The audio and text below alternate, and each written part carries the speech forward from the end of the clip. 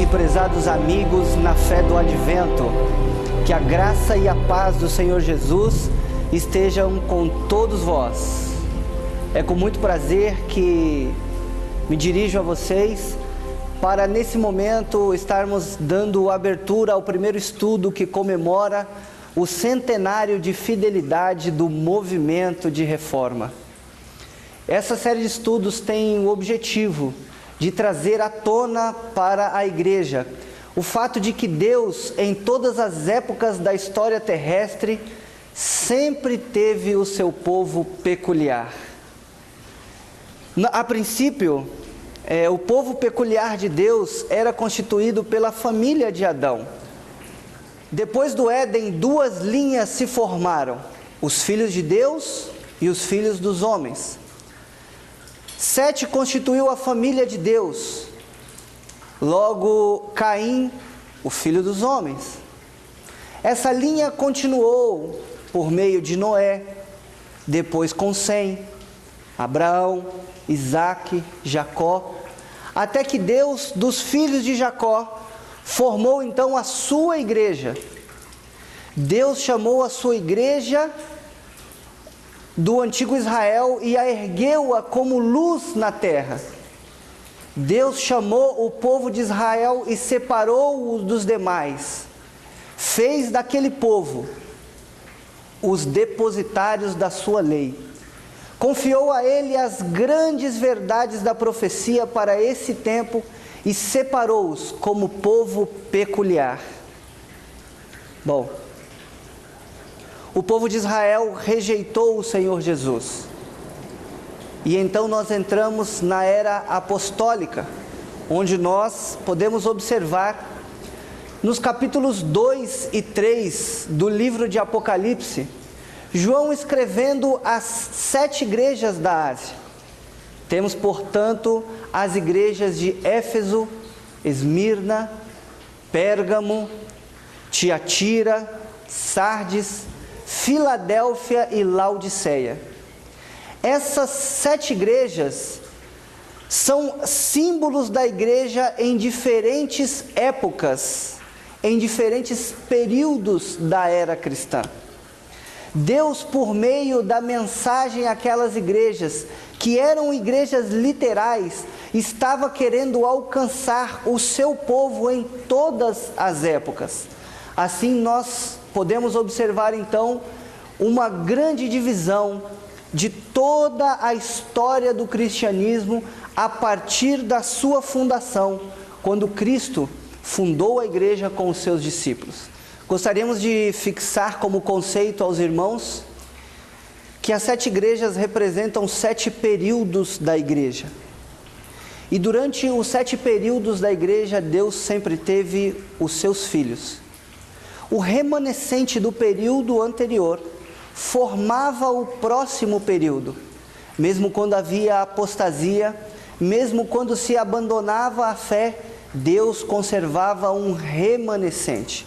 E esse remanescente, então, era quem formava o próximo período.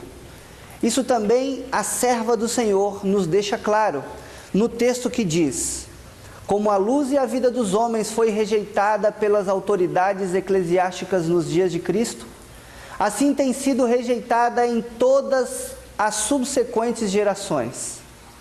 A miúdo, se tem repetido a história da retirada de Cristo da Judéia. Quando os reformadores pregaram a palavra de Deus, não tinham ideia alguma de se separar da igreja estabelecida. Os guias religiosos, porém, não toleraram a luz, e os que a conduziam eram forçados a buscar outra classe, a qual estava ansiosa pela verdade. Em nossos dias, poucos dos professos seguidores da reforma são autuados pelo mesmo Espírito. Poucos estão à escuta da voz de Deus e prontos a aceitar a verdade, seja qual for a maneira por que se presente. Muitas vezes os que seguem os passos dos reformadores são forçados a retirar-se das igrejas que amam, a fim de declarar o positivo ensino da palavra de Deus. Em muitas vezes, os que estão à procura da luz são pelos mesmos ensinos obrigados a deixar a igreja de seus pais a fim de prestar obediência. Vejam, queridos irmãos, que o texto do Desejado de Todas as Nações é muito claro em afirmar que o positivo testemunho da verdade muitas vezes obriga os seus detentores a saírem de suas igrejas.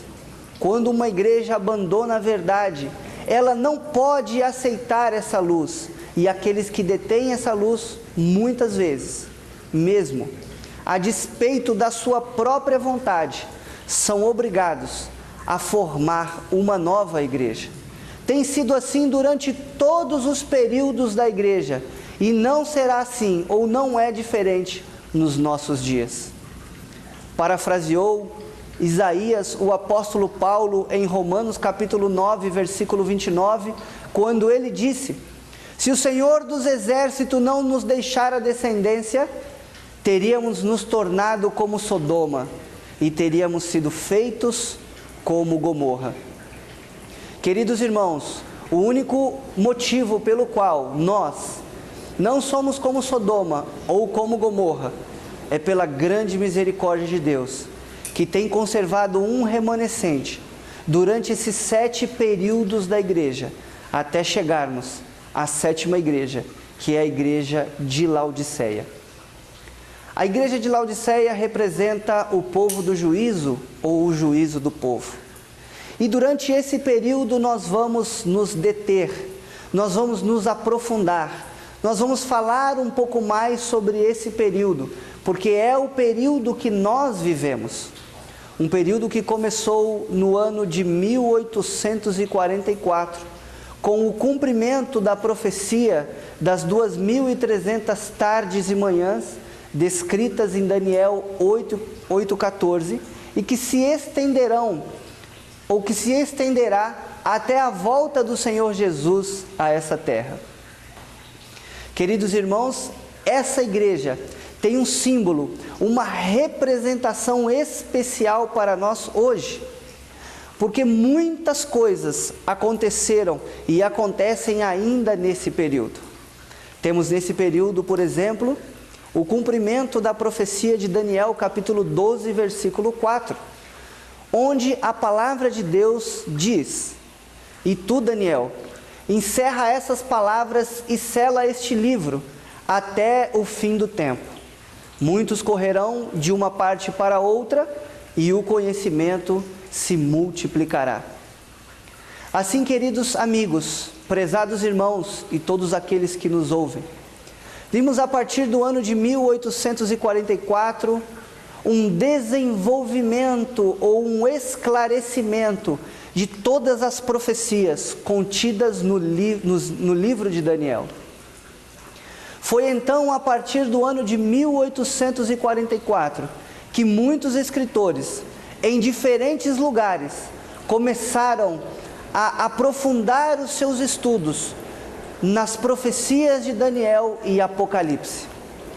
Alguns relatos indicam que mais de 2.100 escritores nesse período publicaram livros sobre as profecias de Daniel. Logo depois da Reforma Protestante, muitas denominações, diversas culturas, muitas pessoas começaram a descobrir que Jesus voltaria a essa terra. Um proeminente pregador da verdade, um proeminente pregador da volta de Jesus, do pronto advenimento de Cristo a essa terra, foi um homem chamado Guilherme Miller. Ainda que nascido em um lar cristão, durante a sua juventude tenha passado por algumas dificuldades, digamos assim, tornando-se um deísta, mas logo voltou a apaixonar-se pelo Jesus, pelo Deus da Bíblia, e se tornou um cristão. Lendo um dia um sermão, emocionou-se vendo Cristo e a beleza de um Salvador pessoal. Então Guilherme Miller pensou: por que não me tornar um cristão completo? Por que não fixar as minhas esperanças nas promessas de salvação da Bíblia? Eu já não estou mesmo satisfeito com esse deísmo. Por que agora não centrar as minhas esperanças em uma vida além da sepultura? Com essa ideia em mente, Guilherme Miller passa a fazer um estudo exaustivo da Bíblia. Começa a ver cada uma das passagens bíblicas, capítulo por capítulo, versículo por versículo, livro por livro, até se deparar com a impressionante passagem de Daniel 8,14. Os seus estudos levaram-no a concluir que Jesus viria e que ele teria algo de importante para fazer, que ele deveria transmitir essa verdade que havia absorvido para outras pessoas. Mas tímido, pesaroso, com medo, quantas vezes Guilherme Miller deve ter se perguntado: por que eu? Por que um jovem simples como eu deveria carregar uma responsabilidade tão grande como essa, de anunciar a próxima vinda, a pronta vinda do Senhor Jesus a essa terra? Mas os dados, os cálculos, todos eles eram perfeitos demais para estar errado. E o tempo se aproximava. Algo lhe ardia no coração. E Guilherme Miller sentia-se motivado a falar dessa verdade que um dia havia descoberto pelo estudo da palavra. Acontece que Guilherme Miller não era um pregador. Talvez ainda não tivesse subido em um púlpito, menos para falar de um evento tão importante como esse. Um dia, no ano de 1831, sozinho em sua sala, orou a Deus e disse: se eu tiver um convite para falar em público em qualquer lugar, eu irei e lhes contarei o que eu descobri sobre a vinda do Senhor. Com essas palavras, Guilherme Miller se sentiu aliviado, pois nunca tinha pregado em púlpito, não era um pregador. Mas para sua surpresa, e graças a Deus, em menos de uma hora após haver feito essa oração, a sua porta bate. Era seu sobrinho. E ele trazia uma mensagem urgente para Guilherme Miller. Tio, meu pai manda te dizer que o nosso pastor em Dresden não veio. E ele está te convidando, tio, para que você seja o nosso pregador nesse domingo. E venha, e conte-nos o que o senhor descobriu na Bíblia. O senhor pode vir? Diante de tal convite, e diante da promessa que ele havia feito em oração ao Senhor Jesus, ele já não pôde calar essa voz que falava ao seu coração. Guilherme Miller sai para pregar a pronta volta do Senhor Jesus e a descoberta do método gramático histórico da Bíblia, que o fazia dizer que em poucos anos o Senhor Jesus viria a essa terra. Guilherme Miller havia sim cometido um erro de interpretação. Havia nos seus estudos pensado que a purificação do santuário era a vinda de Jesus a essa terra. Uma doutrina que era comum em sua época. E quando ele então une essa doutrina comum de sua época com o método gramático histórico da interpretação da profecia, ele descobre que em poucos anos Jesus viria a essa terra. O poder do Espírito Santo acompanha a pregação de Guilherme Miller. muitas pessoas escutam a sua mensagem e sentem em seu coração que precisam se preparar para a breve volta de Jesus a essa terra. Um grande movimento então começa a formar-se nos Estados Unidos. Muitos corações são quebrantados. Muitas pessoas saem de sua igreja, vendem as suas propriedades e empregam todos os seus esforços para pregar que Jesus vem e Ele vem logo. E no dia 22 de outubro do ano de 1844, aproximadamente 100 mil pessoas esperavam a volta de Jesus.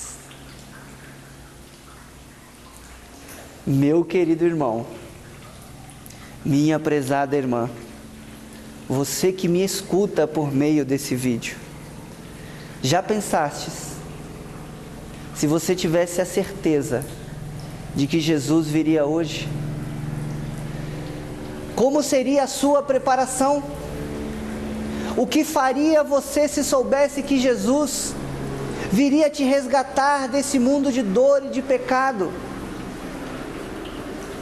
Qual seria o seu relacionamento para com os seus próximos, para com a sua família? Como seria motivada a sua vida de oração? Assim, meus queridos irmãos, 100 mil pessoas tinham quebrantado o seu coração. Mais de 100 mil pessoas tinham derramado as suas lágrimas em solicitando a Deus que perdoasse os seus pecados. Talvez com as suas vestes brancas, com o seu caráter embranquecido, estavam prontas para receber o Senhor em glória. O texto sagrado diz: nossas expectativas haviam se elevado alto, e assim aguardávamos a vinda de nosso Senhor, até que o relógio soou às 12 horas da meia-noite. O dia se havia passado, e então nosso desapontamento havia se tornado uma certeza. Nossas mais profundas esperanças e expectativas desmoronaram-se. E sobre nós veio tal espírito de pranto, como jamais havíamos experimentado antes. Parecia que a perda de todos os amigos terrestres não podia ter comparação. Choramos e choramos até que o dia raiou. Queridos irmãos, 22 de outubro de 1844 ficou conhecido como o dia do grande desapontamento. Apesar de toda a preparação, apesar de todo o estudo, apesar das credenciais de Deus sobre aquele movimento que havia nascido com tal fervor, que havia nascido com tal ânimo, que havia gerado frutos de arrependimento e bênção, todas as expectativas falharam. E não restou nada mais àquele povo a não ser chorar, porque o seu Senhor não os veio buscar naquele dia. Depois de tanto choro, depois de tanto desapontamento, e depois que muitas pessoas voltaram as costas para aquele maravilhoso estudo e para aquela maravilhosa certeza, eles começaram a se perguntar: o que aconteceu? O que foi? Onde nós erramos? Os nossos irmãos devem estar desesperados. Assim como o meu coração está quebrantado, o coração do meu irmão também pode estar. É então quando Irã Edson e um de seus amigos decide ir dar algumas palavras de conforto, algumas palavras de ânimo àqueles que, como ele, estava com o coração quebrantado pelo grande desapontamento que tiveram. Pouco mais tarde, Quando Edson e um amigo atravessavam o milharal para visitar companheiros adventistas, teve a impressão de que uma mão lhe tocava o ombro. Olhou para cima para ver como em visão, e os céus se abriram.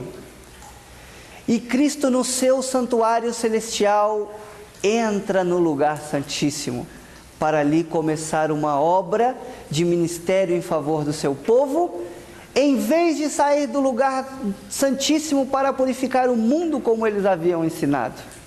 Assim, queridos irmãos, temos visto pelo escrito sagrado que Iran Edson e seu amigo descobriram que o único erro existente em todo o estudo que haviam tido é que Jesus não purificaria essa terra com fogo, mas a purificação do santuário descrita no livro de Daniel, capítulo 8, versículo 14, era a purificação do santuário celestial. E Jesus então estava passando em 22 de outubro de 1844 do lugar santo para o lugar santíssimo. E no lugar santíssimo, como antitípico ou antitipo do santuário terrestre, Jesus ia então apagar todos os pecados do seu povo. Iria apresentar o seu sangue diante de Deus, para que nunca mais os pecados do povo estivessem diante da presença de Deus. Cristo faria um trabalho de purificação no santuário celestial. Ministraria ao seu povo. Assim, queridos irmãos, existia uma nova esperança. Existia um novo renascer. Ainda que eles não receberam o Senhor em sua glória, ainda que Jesus demorasse algum tempo para regressar, eles tinham a certeza que Deus os havia conduzido no estudo da palavra, que a presença do Espírito Santo estava com eles e que eles haviam sido o fruto de uma experiência com o Senhor Jesus. Então, irmãos, é quando Deus levanta um dos dons mais preciosos e importantes na igreja do Senhor. Como nós podemos encontrar descrito no livro de Amós, capítulo 3, versículo 7. Certamente o Senhor Deus não fará coisa alguma sem ter revelado o seu segredo aos seus servos, os profetas. Deus restabelece o dom de profecia na igreja do fim. Deus chama 2 jovens, mas depois de sua recusa, chama uma jovem, uma mulher, cuja saúde era débil, de apenas 17 anos, para que pudesse levar a importante responsabilidade de conduzir, ou de transferir, de transmitir como profetisa de Deus, aquilo que Deus lhe mostraria. Quero vos recordar, queridos irmãos, que lá no livro de Atos, o capítulo 2, o versículo 47, também é prometido que nos últimos dias o Senhor derramaria o seu Espírito sobre toda a carne, e que uma das características da igreja de Deus dos últimos dias é que os vossos filhos e as vossas filhas profetizarão. Assim sendo, queridos irmãos, Deus estava restabelecendo o dom de profecia na igreja do último tempo. Diante de muitos falsos profetas, diante de um rebaixamento do dom profético, a Bíblia apresenta pelo menos 10 características para que hoje nós possamos identificar nossa querida irmã Ellen G. White como uma profetisa que leva o selo divino. uma profetisa que fala em nome do Senhor. Vocês podem identificar na tela de vocês. Vocês podem ver pelo menos 10 características que apresentam um verdadeiro profeta. Queríamos nessa oportunidade somente nomear cada um deles, para que depois, quando vocês estiverem com um pouco mais de tempo, quando vocês estiverem fazendo os vossos estudos particulares, possam aprofundar o conhecimento e possam comparar com as Escrituras Sagradas, que Ellen White tinha todas as 10 características de um verdadeiro profeta. Característica número 1, sua vida deve ser exemplar.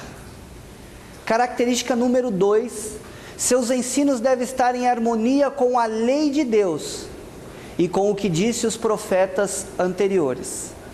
3, todas as suas profecias se cumprem. 4, não incita à apostasia, não incita ao afastamento da vontade de Deus. 5, reconhece a encarnação de Cristo. 6, suas profecias são oportunas, não adulam, mas mostram os pecados do povo e os eminentes juízos de Deus. 7, suas mensagens são importantes e não triviais, edificam a igreja e a aconselham sobre assuntos religiosos. 8, seus ensinos e sua vida terão a Cristo como o centro. 9, profetizará em nome do Senhor e não em seu próprio nome, e nem dará a sua própria interpretação.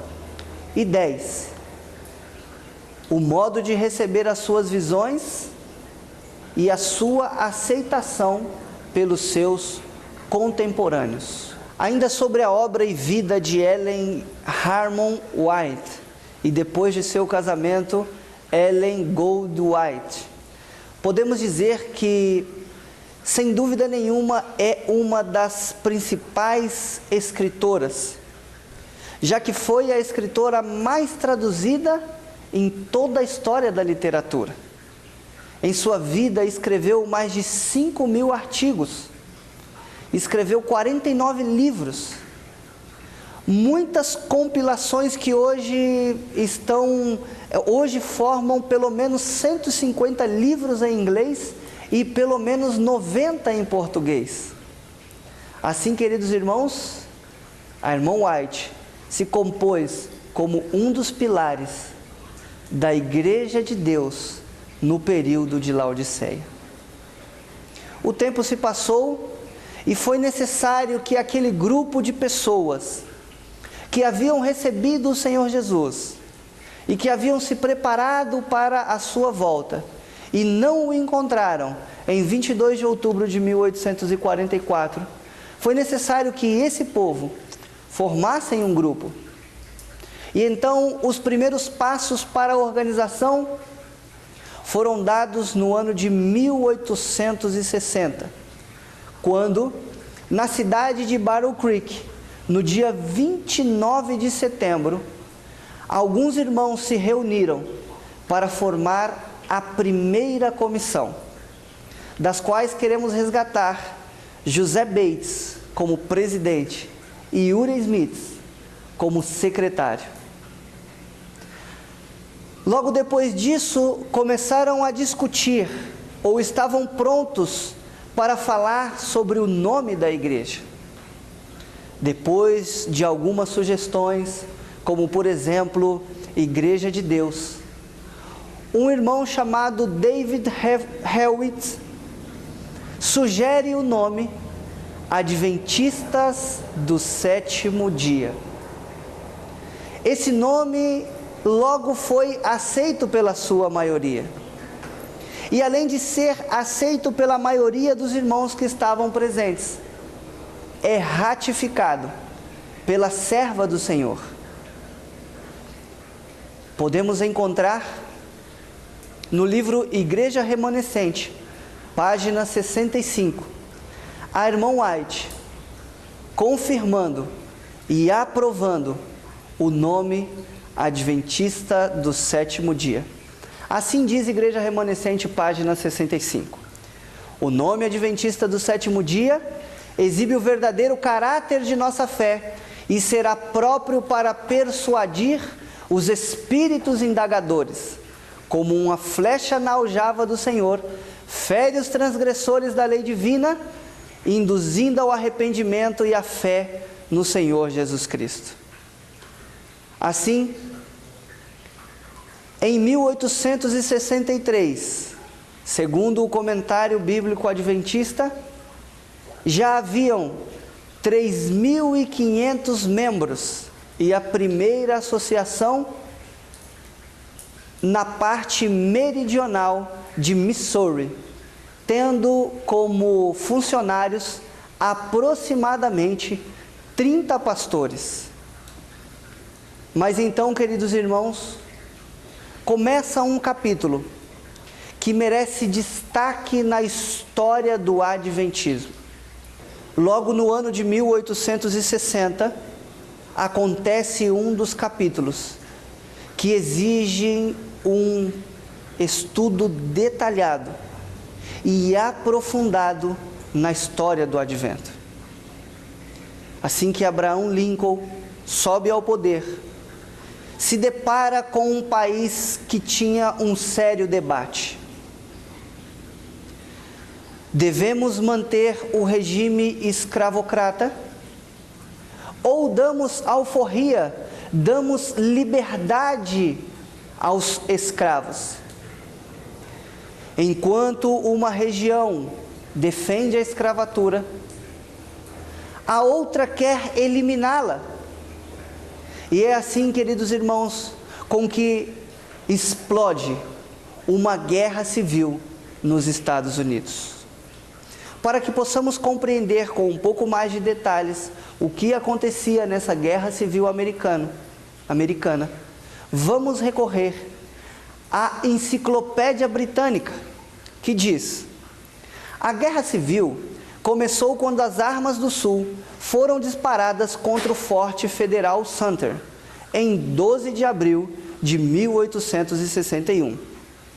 E terminou quando o general Lee se entregou no Appomattox, em 9 de abril, e o general Johnson em Greensboro, em 26 de abril de 1865. Queridos irmãos, durante esse período, 1861 a 1865, enquanto o país se dividia entre escravocratas e republicanos, que posição deveria tomar a Igreja do Senhor? A Conferência Geral, recém-empossada, recém-organizada, o que deveria falar para essa ocasião, para esse evento? Como atuariam nossos primeiros pioneiros diante de tal fato? Temos alguns documentos de época que nos ajudam a ter uma melhor visão de qual foi a posição dos nossos queridos irmãos quando se depararam com essa terrível cena, com esse grave problema. Um filho de Deus poderia tomar armas de guerra? Será que em tempos de guerra seria possível manter-se fiel a Deus? Guardar o sétimo dia como diz o mandamento? Podemos notar em uma das revistas que foi escrita em 7 de março do ano de 1864, assinada por um dos oficiais da Conferência Geral, o nosso irmão Jaime White, o seguinte texto. Ali diz: o projeto: uma soma geral de provas que os adventistas do sétimo dia têm direito a todas as imunidades garantidas por lei para aqueles que são opositores de consciência ao porte de armas ou ter parte na guerra, foi preparada a um alto custo e será posta à venda neste escritório por $1. Assina Jaime White. Nesse mesmo periódico, nessa mesma revista, podemos encontrar ainda um outro artigo que diz: como o alistamento voluntário no serviço de guerra é contrário aos princípios da fé e da prática adventistas do sétimo dia, como está contida nos mandamentos de Deus e na fé de Jesus, eles não podem reter dentro de sua comunhão os que assim se alistarem. E Enoch Hayes foi, portanto, excluído da membresia da igreja de Battle Creek por unanimidade de votos em 4 de março de 1865.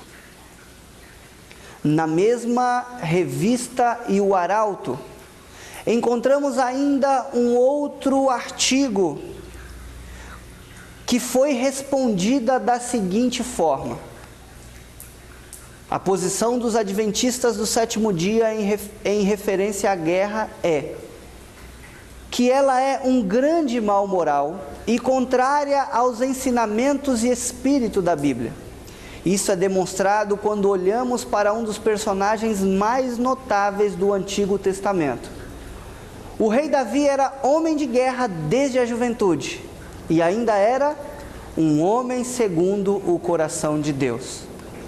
E na conclusão dessa objeção, dessa questão levantada, a conclusão diz: se Davi não poderia construir o templo de Deus, porque ele tinha sido um homem sanguinário, com certeza todos os demais que o adoram em seu templo devem manter-se afastados do espírito e da prática de guerra. Esse artigo foi escrito e assinado pelo nosso irmão Amadon. Assim, queridos irmãos, temos demonstrado por meio de alguns escritos oficiais da época que durante o período da Guerra Civil, os nossos pioneiros foram objetores de consciência. Isso quer dizer que, tanto para Tiago White, quanto para o pastor Byington, quanto para o pastor Amadon, Wagner, Logbrough, todos eles defendiam oficialmente que a Igreja Adventista do sétimo dia não portava armas, nem ia à guerra por questões de consciência. Nesse mesmo ano, ou durante o período de guerra, também foi escrito um outro documento de alta relevância para nós, que diz: devemos reconhecer o governo civil como ordenado por Deus, para que a ordem, a justiça e a paz sejam mantidas no país, e para que o povo de Deus possa viver uma vida tranquila e pacífica em toda a piedade e honestidade.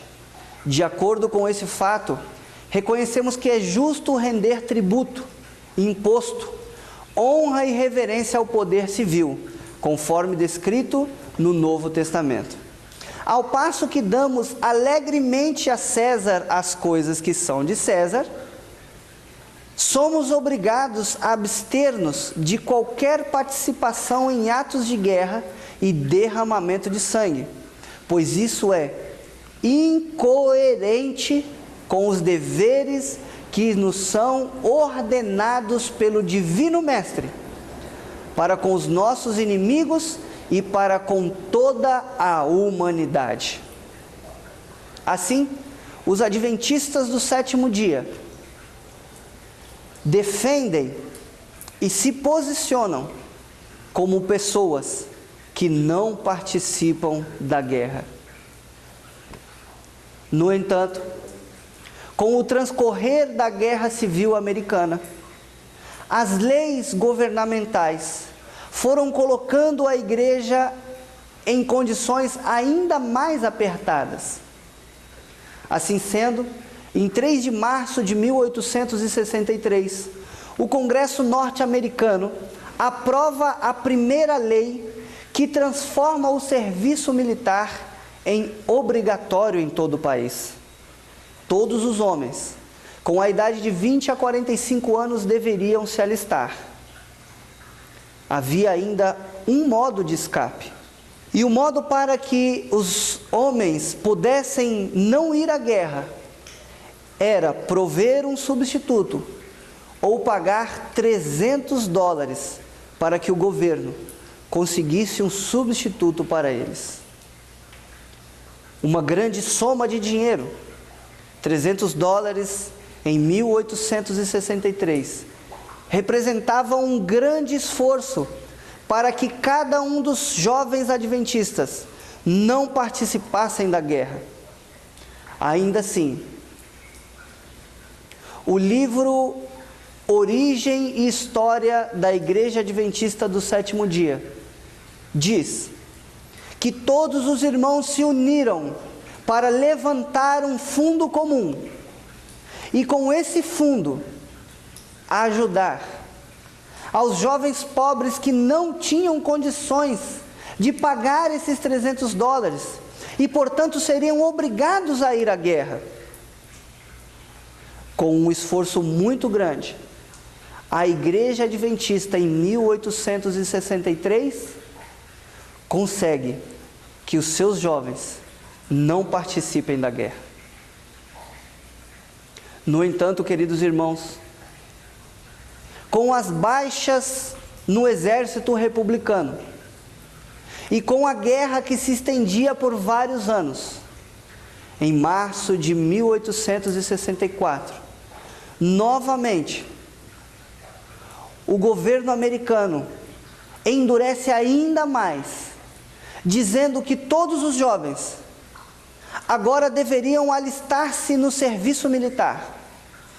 E a única exceção seria para aqueles que comprovadamente eram objetores de consciência.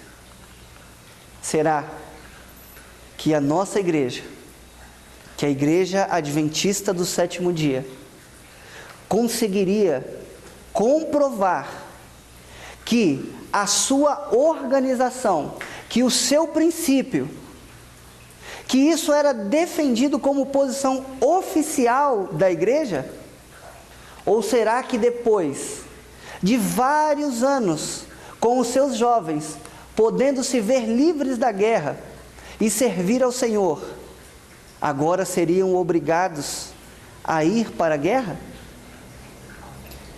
Para evitar esse tipo de transtorno, a Conferência Geral dos Adventistas do Sétimo Dia elegem 3 ministros para se apresentarem diante do governador Austin Blair, de Michigan.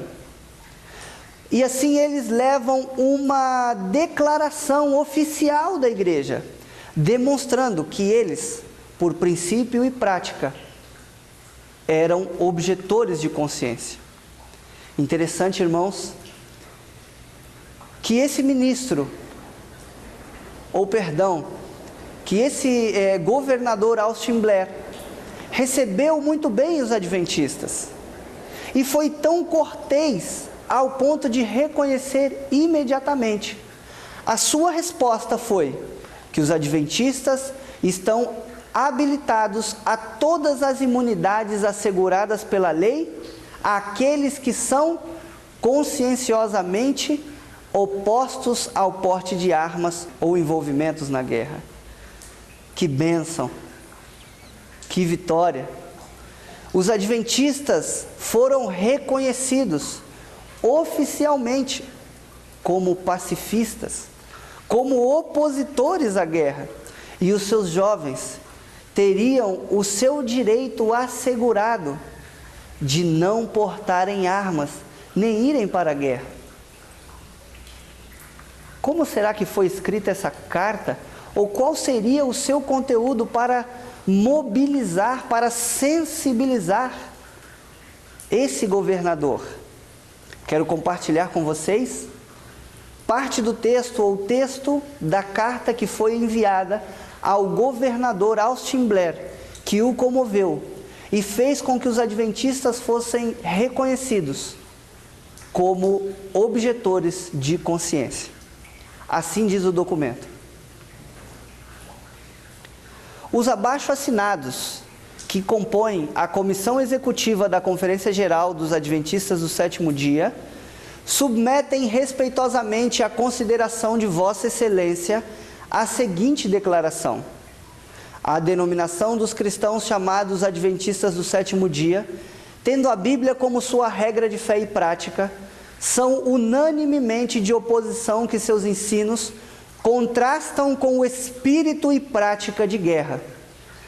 São, pois, por motivo de consciência contra o porte de armas. Se existe alguma parte da Bíblia que nós, como povo, acentuamos mais que qualquer outro ponto de nossa crença, esta é a lei dos 10 mandamentos, a qual consideramos como a mais suprema lei e aceitamos cada preceito desta literal e absolutamente.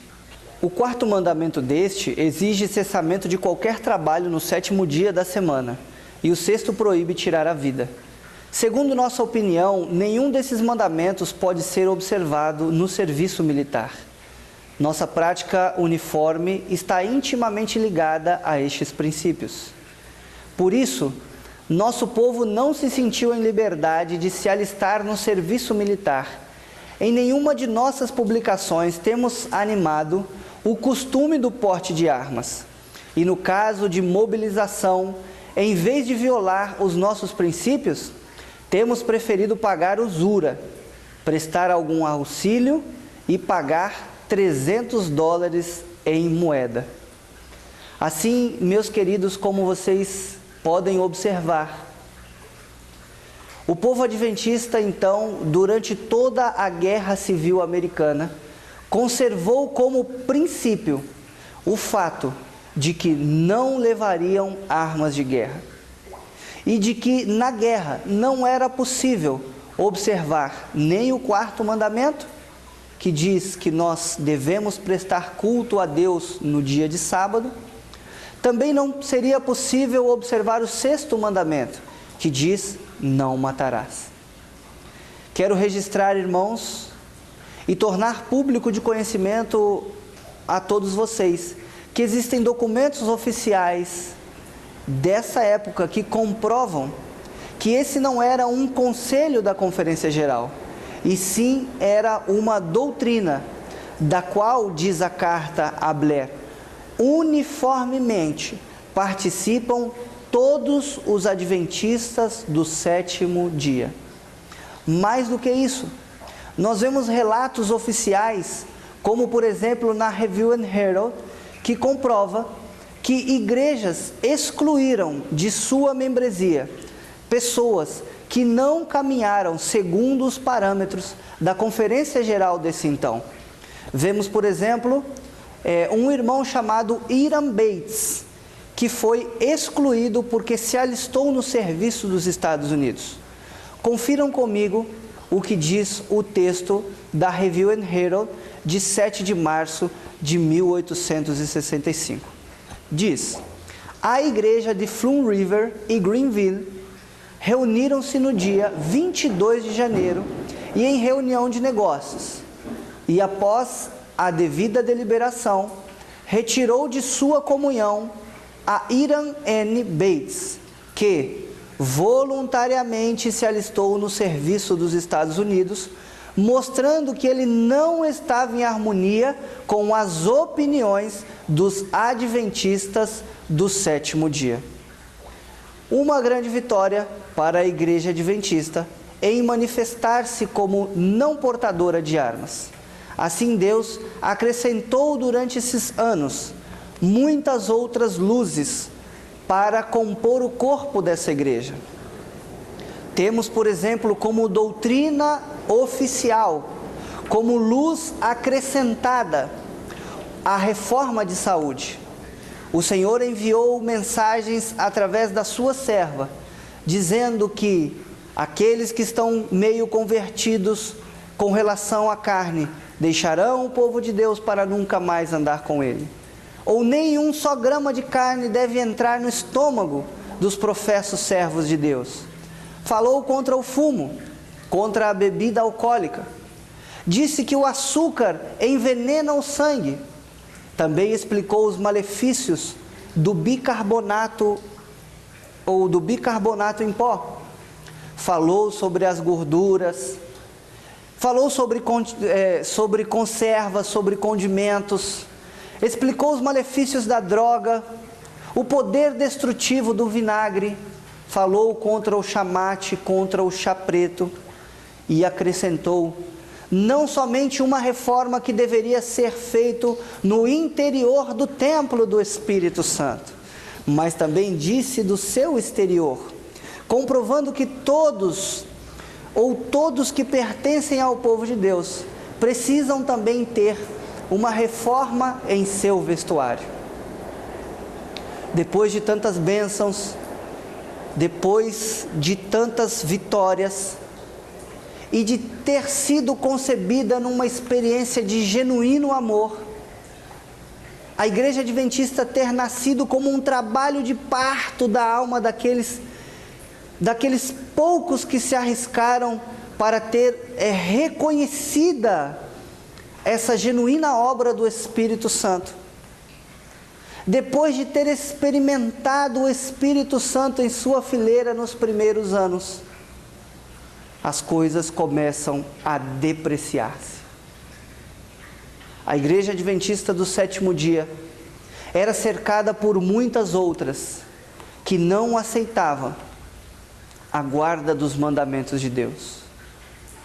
Como seu próprio nome diz, o enfoque inicial era na volta de Jesus. Seguiu-se a esse enfoque uma defesa apaixonada dos mandamentos de Deus. E era fácil ver alguns dos nossos irmãos deliciarem-se com textos como o que diz: aqueles que me amam guardam os meus mandamentos. A grande questão, queridos irmãos, é que pouco a pouco, aquela genuína experiência de conversão foi sendo deixada de lado. E o lugar que ocupava Cristo no coração foi nascendo uma forma de religião, uma moldura exterior, uma religião que era somente moral. E é assim que a profetisa, e é assim que a serva do Senhor começa a repreender o povo adventista. O livro de Desejado Todas as Nações, a página 307, a irmã White já falava da diferença do interior para o exterior. Ela diz: o verdadeiro caráter não se molda exteriormente, irradia do interior. Se desejamos dirigir outros na vereda da justiça, os princípios de equidade devem ser entronizados na própria alma. Nossa profissão de fé pode proclamar a teoria da religião, atenção, mas é a piedade que revela a palavra da verdade. Conquanto o exterior seja importante, a irmã White chamava a atenção de que era necessário o coração ter a cruz do Calvário. Ela ainda alerta que havia demasiada agitação e movimentação quanto à religião, e o Calvário e a cruz estavam sendo esquecidos. Já em 1850, o verdadeiro amor, a dedicação por Jesus, em muitos, começava a dar lugar a uma condição insensata e dormente, e meio desperta, utilizando as palavras da profetisa.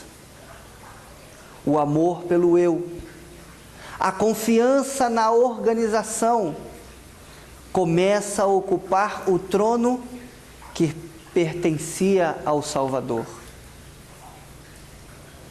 povo e ministério entram em decadência espiritual.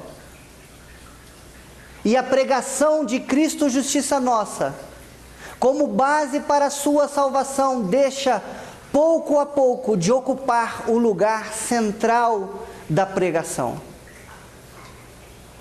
A serva do Senhor aponta um declínio espiritual.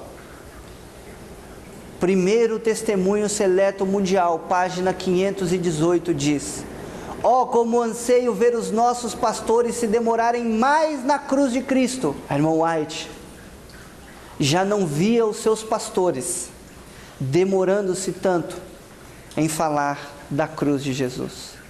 Ela segue dizendo no mesmo livro: foram-me mostradas as igrejas de vários estados que professam guardar os mandamentos de Deus e aguardar a segunda vinda de Cristo. Alarmante é a quantidade de indiferença, orgulho e amor do mundo e fria formalidade existente entre ele. Todavia, alguns desses são pastores a lidar com as sagradas verdades.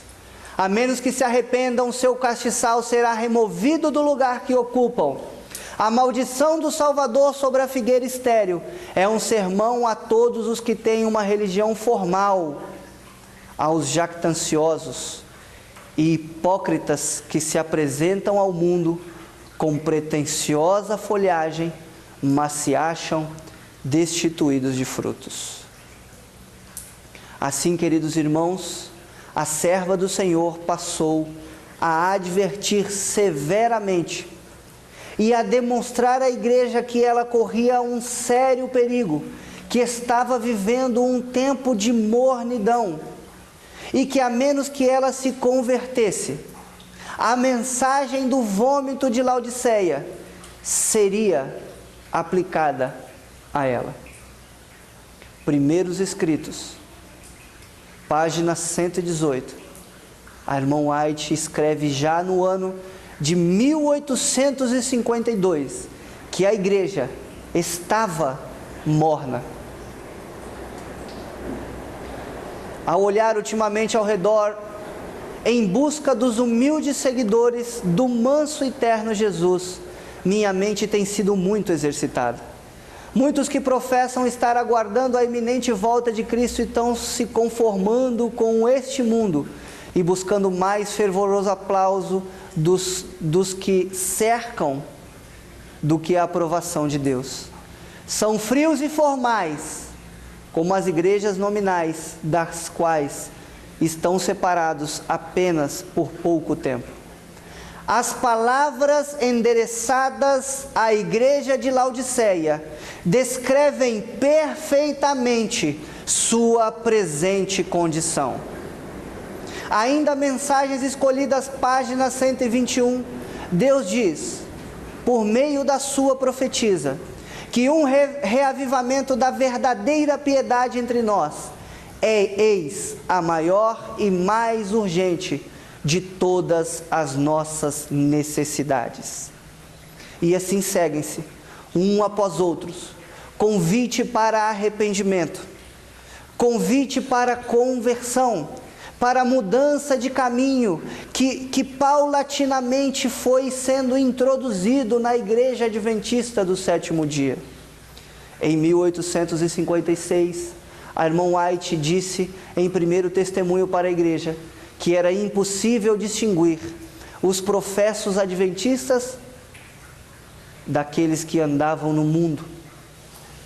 Em 1860, em primeiro testemunho para a igreja, na página 210, a irmã White diz que o povo de Deus estava em tão baixo nível que o Senhor se apartara deles, porque eles se tornaram mornos. Em 1856, ainda em primeiro Testemunho Seleto Mundial, página 322, a irmã White diz que já a condição de Laodiceia se aplicava à igreja daquele então. O que fez a igreja? Qual o caminho que a igreja apresenta? Que passos foram dados para sua conversão e sua melhora? Como foi recebida a serva do Senhor diante de tantas admoestações ao povo? A irmã White diz que as pessoas se burlavam dela e que as pessoas reclamavam, porque ela sempre tinha uma palavra de reprovação. Primeiro Testemunho Seleto Mundial, página 329, diz: por que são feitas tantas reprovações? O povo dizia a irmã White: não temos necessidades desses testemunhos de advertência e reprovação. Mas a irmã White diz a eles que as escamas dos seus olhos deveriam cair, para que eles enxergassem a sua verdadeira condição de pobreza e miséria espiritual. Tantos foram os chamados que Deus fez a esse povo durante esse período. O abandonar o primeiro amor era cada vez mais sentido. E é então, irmãos, quando no ano de 1888, talvez aconteceu, ou seguramente aconteceu, um dos piores fracassos da Igreja Adventista do Sétimo Dia. Em 1888 estava programado um congresso de conferência geral. E para esse período a igreja havia florescido e tinha mais de 26 mil membros, 900 igrejas, 32 associações. E o seu estado espiritual continuava muito ruim. É então que Deus levanta 2 servos que falam em seu nome e trazem ao povo uma mensagem que poderia ter movido, poderia ter quebrantado os corações e poderia ter mudado radicalmente a história da Igreja Adventista. Mas o espírito de profecia, em Testemunho para Ministros e Obreiros Evangélicos, já na sua introdução histórica, diz que o clima para esse então não era favorável. Haviam disputas internas, haviam problemas a serem solucionados.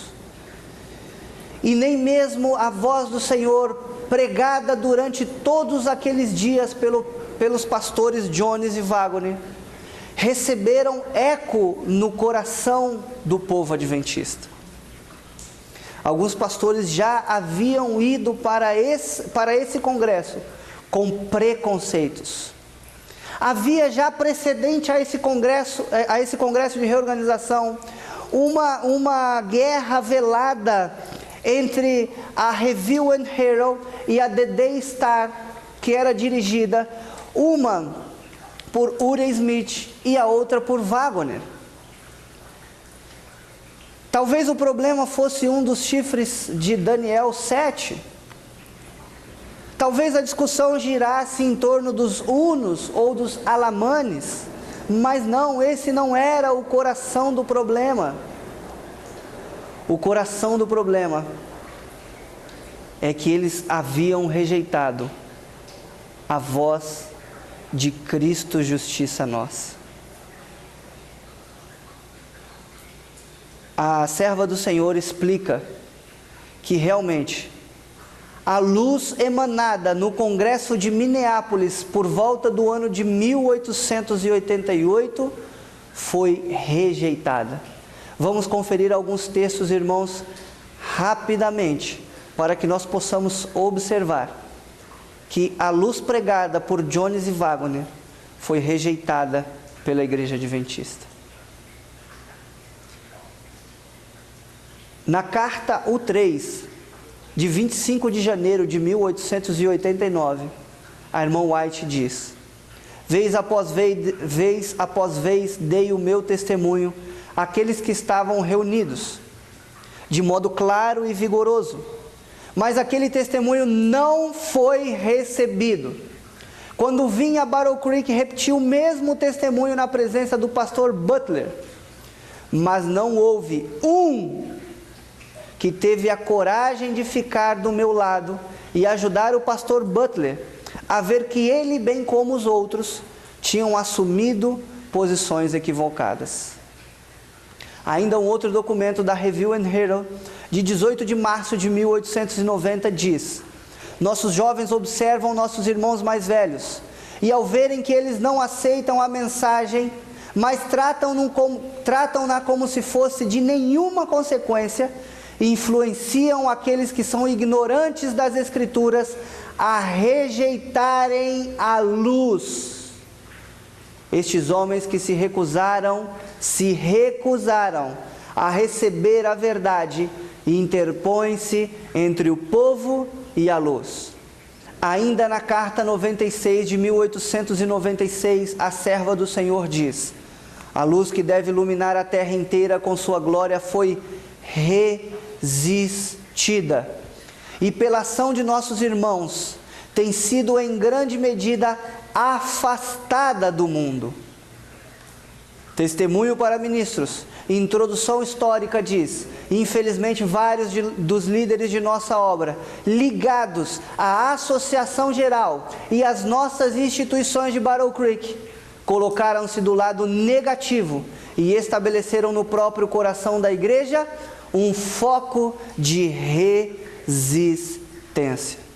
Meus queridos irmãos, existem vários outros testemunhos, tanto da serva do Senhor, como dos pastores envolvidos, que comprovam que a luz de 1888 foi resistida pela Igreja Adventista. A G. Daniels, presidente da Conferência Geral para essa época, 5 anos depois da luz ter sido apresentada, no livro Cristo Justiça Nossa, ainda escreve: a mensagem nunca foi recebida, nem proclamada, nem recebeu livre curso como deveria ter sido. Diante de tantos testemunhos, diante de tantas dificuldades e diante de tantos apelos, Deus deveria ainda dar mais oportunidades a esse povo. Mesmo depois de ter rejeitado o coração do Evangelho, que é o que Cristo fez por nós, o povo adventista ainda receberia uma oportunidade de graça. As misericórdias de Deus se renovaram para com esse povo, e eles ainda tiveram uma outra oportunidade de bênção e de reflexão. A irmã White tinha dito que a cidade de Battle Creek não deveria se transformar em um polo de adventistas, mas não foi assim. Nós podemos ver, irmãos, que naquele período o adventismo cresceu e havia se formado um polo onde muitos irmãos, onde grandes fábricas, onde um sanatório, onde uma enorme igreja havia sido construída. O livro Operação Ômega conta um pouco de como era a vida em Battle Creek por volta dos anos 1900. Ali diz assim: próximo às margens do rio Kalamazoo ficam os prédios da Review and Herald, onde a direção estava profundamente envolvida com a prática de aceitar encomendas para a impressão de qualquer freguês que estivesse disposto a pagar. A 1 quarteirão de distância ficava o tabernáculo Dime, que tinha a capacidade de acomodar uma multidão de 3.400 pessoas. Ali, 173 classes de escola sabatina se encontravam a cada sábado pela manhã. E a 1,5 km poderiam se encontrar os escritórios da Conferência Geral, o Colégio de Battle Creek, a fábrica de alimentos saudáveis, um orfanato e 1.000 crentes adventistas acumulados em uma área que os imobiliários, os negociadores de bens, apelidaram de campo de mineração adventista. Assim nós podemos observar, irmãos, que havia se formado um grande núcleo adventista. E as duas principais organizações, ou as duas principais instituições, eram o Tabernáculo Daim, cuja capacidade era de 3.500 pessoas, e o sanatório de Battle Creek. Mas ambos, tanto o Tabernáculo Daim quanto o sanatório de Battle Creek, passavam por problemas sérios. A Operação Ômega diz que muitos partidos se desenvolveram no tabernáculo. E também conta que o sanatório era dirigido por um homem chamado John Harvey Kellogg. Kellogg tinha doutrinas teológicas que iam contra a doutrina adventista. E é assim que Kellogg começa a desenvolver pensamentos panteístas. Um pensamento que dizia que Deus está em tudo e em todos. Ora, sem mais detalhes, essa é uma clara aberração contra a personalidade de Deus, a personalidade de Jesus e a personalidade do Espírito Santo.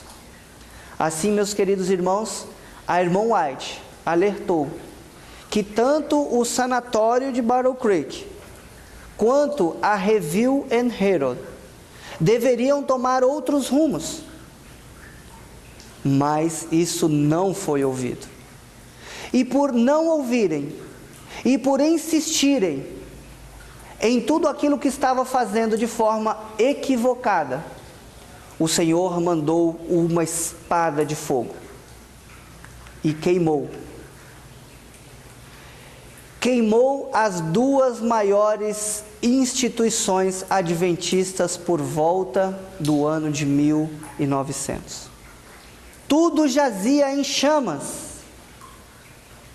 E Kellogg não conseguiu levar avante o seu plano de editar o livro The Living Temple, no qual ele deveria ou pretendia colocar a teologia panteísta como uma teologia oficial da igreja. Mas aquilo, meus queridos irmãos, havia servido como um grande exemplo que Deus estava dando para a igreja adventista, de que sua mão pesaria pela grande desobediência que se via em todos os estamentos da igreja adventista. Pois bem, assim nós temos visto, e quero parafrasear mais uma vez o que diz Operação Ômega no capítulo Uma Espada como de Fogo. Diz: dentro de um ano devastador, as duas maiores instituições da Igreja Adventista do Sétimo Dia tinham desaparecido na fumaça. E o comandante Weeks, do Corpo de Bombeiros de Battle Creek, resumiu tudo tão bem como poderia ter sido feito. Há uma coisa estranha nos incêndios dos adventistas, em que a água despejada age mais como gasolina. Deus queria comprovar que a sua mão estava mostrando que eles haviam entrado em uma condição irremediável.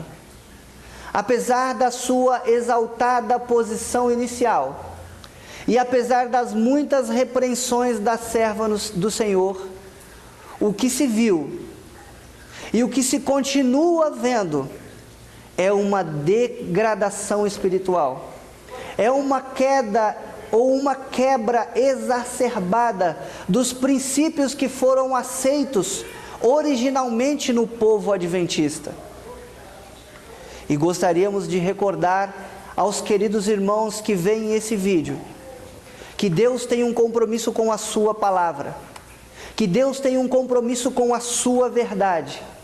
E por mais que Ele ame os pecadores e tenha vindo a esse mundo para salvar a todos os pecadores, Ele não pode estar com as pessoas quando elas não querem abandonar os seus maus caminhos. Por mais elevada que seja a posição de uma igreja, se ela decide não andar ao lado do Senhor, Deus chamará outras pessoas para levarem adiante a sua verdade. Nós encontramos no livro de Profetas e Reis, página 426, um lembrete para todos aqueles que desafiam a ordem do Senhor em andar em desobediência à sua palavra. Profetas e Reis, página 426 diz: Ele não pode sustentar e guardar um povo que rejeita seu conselho e despreza suas reprovações. Assim como Deus deixou de lado o povo de Israel, deixará todo e qualquer povo que pare de fazer a sua vontade. A partir do ano de 1888, Deus começou a mandar severas advertências ao povo adventista. Assim como o povo de Israel foi deixado de lado, esse povo estava correndo o sério risco de também ser deixado. Testemunho Seleto, volume 2, página 157, diz: a mesma desobediência e o mesmo fracasso observado na igreja judaica tem caracterizado em maior grau o povo que recebeu esta grande luz do céu nas últimas mensagens de advertência. Deus passou de lado o pecado do povo judeu. A igreja judaica continuou sendo o povo de Deus, apesar de deliberadamente andar contra o caminho do Senhor. O texto da profetisa diz que a mesma desobediência e o mesmo fracasso observado na igreja judaica tem caracterizado em maior grau. Portanto, o povo judaico poderia reclamar a Deus, porque teve mais misericórdia com um e menos com o outro. Assim, meus queridos irmãos, essa foi a forma com que temos visto a ascensão e o declínio do movimento adventista. Temos olhado para a igreja do Senhor desde Adão. Temos visto como Deus tem mantido os seus filhos em todas as histórias da terra. E afinal de contas, nos detivemos um pouco mais para falar sobre a igreja do sétimo período, a igreja de Laodiceia. Como Deus abençoou essa igreja ao princípio, como Deus juntou toda a luz da reforma protestante e acrescentou a essa igreja muitas outras bênçãos. E finalmente pudemos ver como esse povo rejeitou os inúmeros apelos do Espírito de profecia, até o ponto de rejeitarem o próprio Senhor Jesus no ano de 1888. Agora, o próximo capítulo tratará especialmente de como esse povo, no ano de 1914, perde a sua principal característica. Vocês que estão curiosos, vocês que são amantes da mensagem adventista, não percam o próximo estudo.